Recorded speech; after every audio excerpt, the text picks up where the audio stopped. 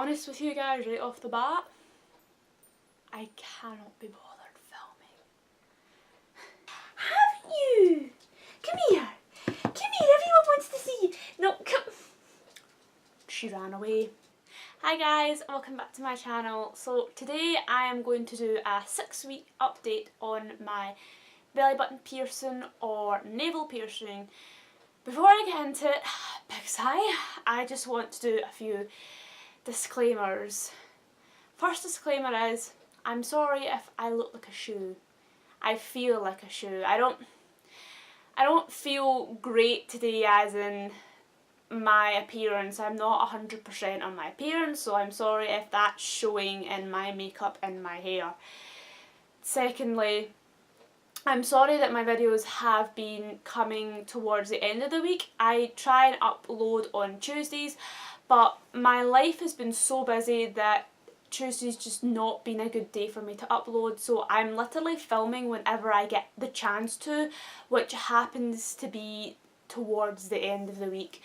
So last week my video went up on Friday and it's looking like this video is going to be uploaded on Friday today. Thirdly, which is the big disclaimer for this video, number one, I'm not a professional piercer, so everything I say please take with a grain of salt. It's what I've been told by my piercer or my views, my opinions, what works for me. Everyone's body's different, so please just take it with a grain of salt. Number two, my piercing is only 6 weeks old, so when I show you at the end, if it is red or it looks unsightly, please don't think it's because I don't look after my piercings or my body's rejecting it or it's migrating. It's not. My piercing's completely healthy. It's still 6 weeks old. It's still a baby, and I do have skin problems which can irritate my piercing. So without further ado, I'm going to get into it. And again, sorry if you hear funny noises in the background. My dog has just decided to join us. I'm just going to update you on how my piercing's been doing since the last time I updated you. I think the last time I updated you is when my piercing was 2 weeks old. So it's been a month since then. So it's had plenty of time to heal, get worse, whatever. So I'll quickly just talk to you about what's been happening with it since then. I had a bit of a scare with it. Around about when it was a month old, it was really red and dry, and the top hole had a tiny little tear in it, like a tiny little tear, like not even half a millimetre, it could be a quarter of a millimetre, like tiny. I was really worried about it, and I went to my piercer, and right off the bat my piercer thought my belly button piercing was rejecting. It wasn't rejecting, and I didn't think it was, because yes, my piercing was very red and irritated, yes it was very dry and my skin was cracking, but there was still plenty of skin in between the two balls, so the skin hadn't thinned out. And she took a look at it and she decided that yeah, my skin was just very dry. And I did say at the start of the video, I do have skin issues. I suffer from eczema, which is severe cracking of the skin. And before I got my belly button pierced, I had eczema inside my actual belly button. So sometimes that flares up now and again, and obviously that'll have an effect on my piercing. So far, it's not affected my piercing too badly. I mean, it might make the piercing pus a little bit more. Good pus, not bad pus. But it's mainly my belly button that takes the brunt of all the throws. I have noticed that my belly button, the eczema in it, has been suffering more since I got my belly button pierced. That's fine.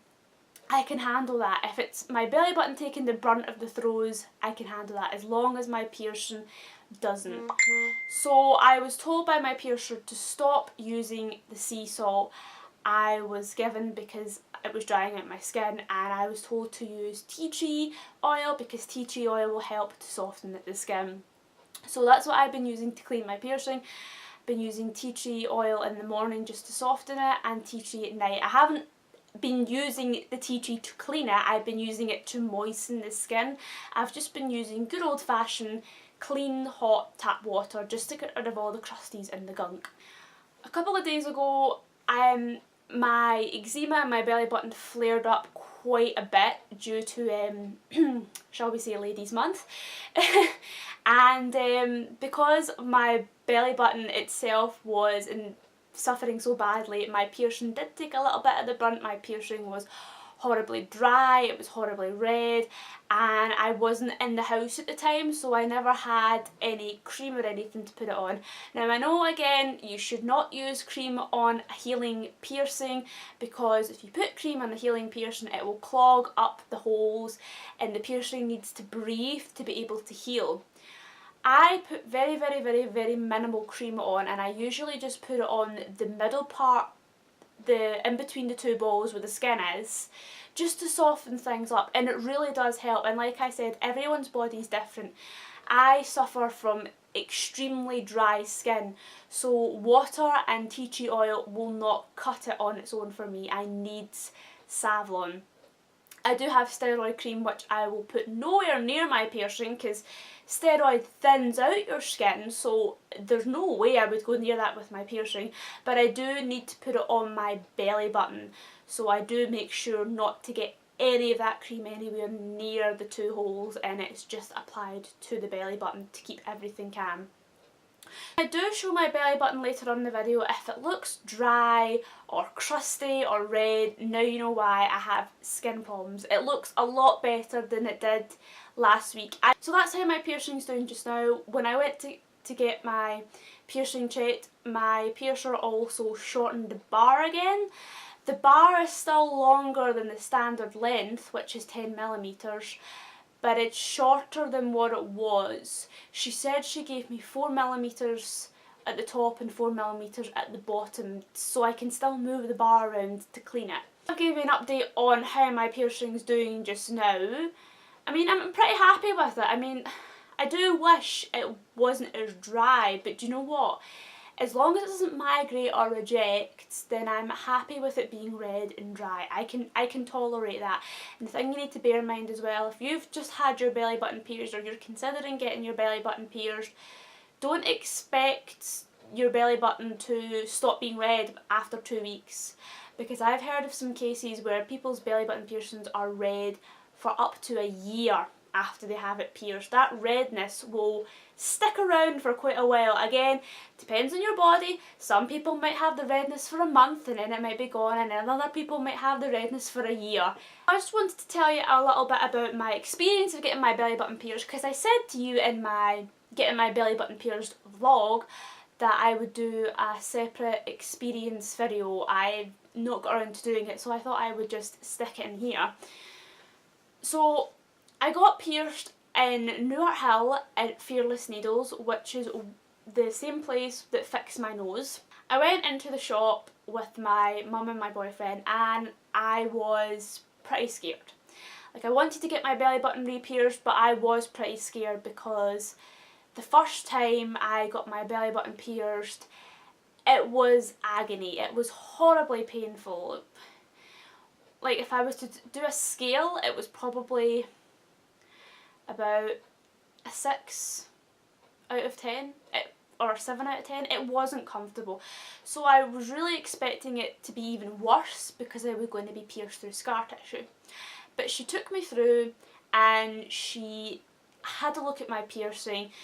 She had a look at my piercing standing up first, obviously, and she marked it standing up because that's what you do, and she looked at it and she said, "Whoever pierced you the first time was an idiot."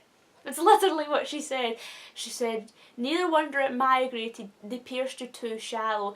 And they actually pierced me through my stomach as opposed to piercing me through my umbilical tissue, which is where you should be pierced when you get your belly button pierced. So the first question I asked her was, "Are you going to be piercing through the scar tissue?" And she felt my stomach and she said, "Do you know what, you really don't have a lot of scar tissue." And she said, I'll always try to avoid piercing through scar tissue of clients because it's just, she said, why would you want to pierce through scar tissue? Because that tissue is already brittle and already weak. So if your piercing did migrate again or did reject, it'll be a lot easier for it to do it the second time because the tissue there is a lot weaker. So she said, why would you want to pierce through tissue that's already been broken and weak? Which I can totally get. So she marked me and I laid down and she used clamps. Now, the place I went to before didn't use clamps, and I said that to her and she said you should always use clamps. She numbed my belly button with something called Bactine, which I think is more commonly used with tattoos. It's a numbing treatment, so you can't feel anything. Whether it works or not, I have no clue, but it's either I was very lucky or it seemed to work for me. And when she was getting ready to pierce me, she said, okay, I'm going to pierce you on the count of 3, and she says, before I pierce you on 2, I want you to take a deep breath in, and right as I'm piercing you, I want you to take a deep breath out. Honestly, I was lying there and I was like, okay, I can feel a twitch. And then she's like, right, that's you. And I was like, really? Seriously? I didn't feel anything. Well, I did. I felt a twitch. I felt something kind of moving, but in terms of pain, there wasn't even a nip. There was nothing. Like, I literally felt as if somebody was pulling my skin slightly, or somebody was moving something around under my skin. It wasn't uncomfortable, but I could feel it. And I was astounded. I was literally holding onto my mum's hand. The sweat was running down my face and I was gripping onto her hand for dear life because I was expecting it to be as horribly painful as it was the first time. If I had to give it a pain scale, I would say a 1 out of 10. I'm just really happy with the overall service I got there. It was fantastic, and I highly recommend if you're in Scotland and you're looking for somewhere to go and you're somebody like me, someone who has a bit more of a unique piercing problem. Piercing experience the second time round was fantastic. And after it, she didn't just pierce me and then tell me, you know, off you trot, on you go. She gave me a book, which I don't have anymore, and it basically told you all the different piercings and how long they would take to heal. She said to me, obviously I've got navel piercings, and navel piercings take 6 to 9 months to heal, but she said to me, because I've got a PTFE jewellery and not metal, it heals quicker, so it's probably more likely, she said, your piercing could be healed in 5 months rather than 6 months. But I know my body, and my body likes to take the longest amount of time possible to heal. But she tells you how to clean it. So she gave me a doggy bag, and I've used it, but this is it in here, and this is the salt I use on my piercing, and she said it's been approved. I don't know who approves these things, but it's been approved by the professionals that it is safe to use in my piercings. Obviously I've stopped using this because it's drying my piercing out, but she gives you a little doggy bag, and in the doggy bag you'll have your salt, and you'll have some alcohol wipes. I know a lot of people are going to fret and be like, alcohol wipes, you shouldn't clean your piercing with alcohol wipes. The alcohol wipes are just there for emergencies. So she said to me, if you catch your belly button piercing and it starts bleeding, just take a wipe and wipe away the blood and just give a quick wipe of your piercing, and that way any blood or gunk or anything like that that's came out when you banged it will be cleaned up again. The piercer from Fearless Needles is very big on keeping things clean. I think that's her motto, keep things clean. Most piercing shops don't do this, and she put a cover over once my belly button was pierced, she put a cover over it, a little bandage, I don't know what else to call it, a bandage, and she said to me, obviously tonight when I go for a shower or tonight when I clean it, take it off, clean it, put another one on, and then in the morning when I wake up, again take it off, clean it, and then put another one on, and then that night when I go to bed, just don't put another one on because a piercing needs to heal. So for the first day and a half I had my piercing covered, because for the first 2 weeks you have your piercing, that's when it's most susceptible to infection. So like I said earlier, she was big on keeping things clean and hygiene friendly. but most places don't do that, so I think the aftercare in Fearless Needles is phenomenal as well. Another doggy bag here, and it's full of the little dressings you put on, the low adhesive dressings. She gave me a few when I went back, when I thought my piercing was rejecting or I was really worried about that little tear. She gave me some of these because she said if you feel that you need to put them on, then you have them. So that's everything about my experience of getting my belly button pierced and how my belly button piercing is doing.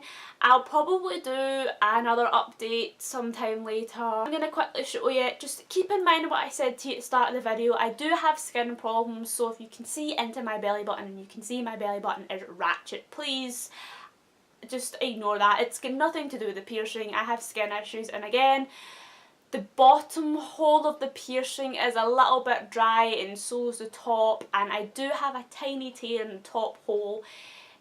Just now, sometimes the skin forms over it and covers it up, but right now when I was cleaning it last night, I was cleaning it a little too roughly and I pulled some of the dead skin away and it's quite naked and bare now, and you can see the little tear at the top. So again, please just excuse how rough it looks just now. It will get better. It's looking better than it did. You guys can see the piercing okay here. I'm literally standing on my bed with my knees bent. It's the most uncomfortable position in the world. Sorry if my belly's hanging out, but yeah, I just wanted you to quickly see it so you can see how it's doing. There's still a lot of skin in between the bars, and again, sorry if it looks crusty or dry, but that is just how it's looking just now. So yeah.